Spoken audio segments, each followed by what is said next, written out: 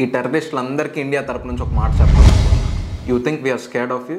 నీ ఇష్టం వచ్చినట్టు నువ్వు జనాలు చంపుకుంటూ పోతే మేము చూస్తూ ఊరుకుంటాం అనుకుంటున్నావా? You listen to me and you listen well. మీరేదో వార్లోనో బ్యాటిల్లోనో కాదు జనాల్ని చంపింది. మీరు చంపింది ఇన్నోసెంట్ పీపుల్. వాళ్ళు ప్రిపేర్డ్గా లేనప్పుడు వచ్చి చంపారు. మీ ధర్మం ఏంటి, మీరు హిందూసా అని అడిగి చంపారు.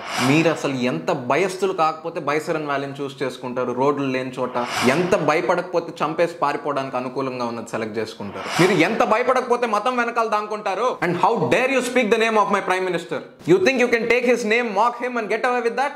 You know what? నువ్వు చెప్పింది ఆయన విన్నారు. He heard you. He got the message. ఇప్పుడు whole of India will respond to that. Whole of India will respond to your terror. ఇంకా స్పీచెస్ ఉండవు, నెగోసియేషన్స్ ఉండవు. ఇది వార్నింగ్ కాదు, ఇది ఒక ప్రామిస్. కాశ్మీర్ని ఎప్పటికీ మీకు కానివ్వం.